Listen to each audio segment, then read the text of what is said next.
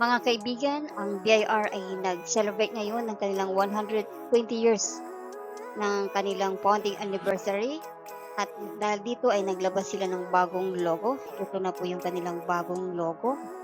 Dahil ang BIR, it was duly organized and made operational last August 1, 1904. So 120 years na sila.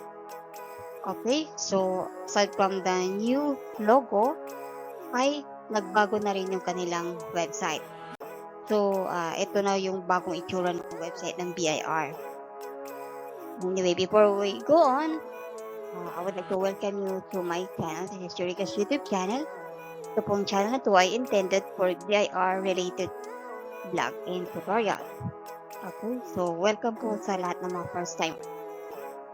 Let us now explore the new BIR website.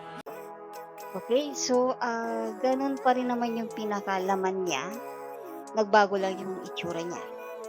Itong website nila ngayon ay meron pa rito mga quick links na kung saan ay ma-access mo yung mga tax code, zonal value, authorized agent bank, and so on and so forth. Ayan po yung mga nakikita nyo dyan sa screen ko. Tapos meron ding shortcut dyan para doon sa mga latest releases na batas related dito sa BIR. Ito yung Republic number 11534, yung create. Ito yung nilabas to during the pandemic period. Okay, and also yung tax amnesty para doon sa mga namatay na may mga naiwang property para sa kanilang mga tagapagmana, and also the EOPT Act. Ito yung bago and latest sa ngayon. Okay, so you can access this through clicking yung mga link sa kanila. And also, nandito din po yung link papunta sa BIR form. Ito yung pinaka-PDF format. Okay? And also, yung pinaka-latest zonal value kung Pilipinas yan. Okay?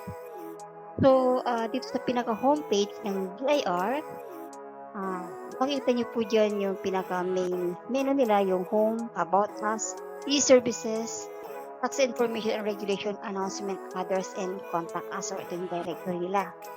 So, I think commonly used dito yung others and the e-services.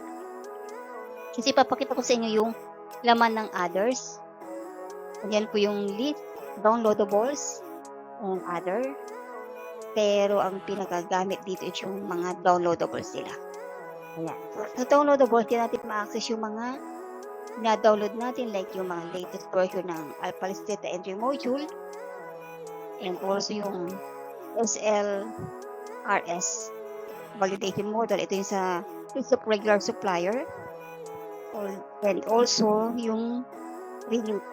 Ito yung sa mga VAT registered taxpayer, and meron din yung local specification of map and south.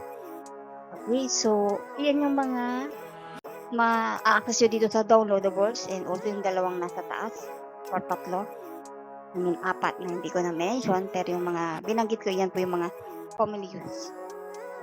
Okay, so tingnan naman natin itong e-services.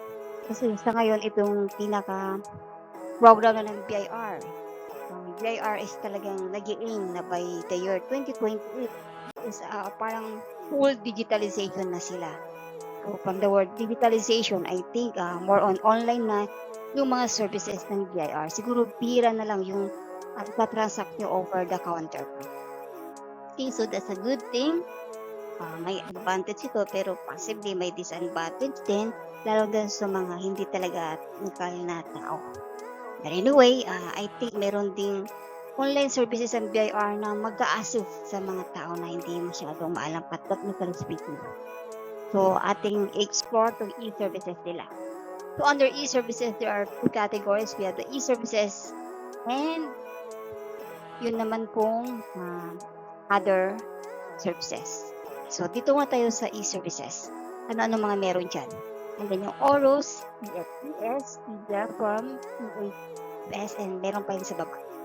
Hindi ko na pinakita, pero pag pinunta nyo yung mismong website, scroll down nyo lang. Okay? So, andito din yung mga, pinapakita lang dito yung mga channel of payment ng BIR. So, among here, huwag nyo lang gamitin itong GCash.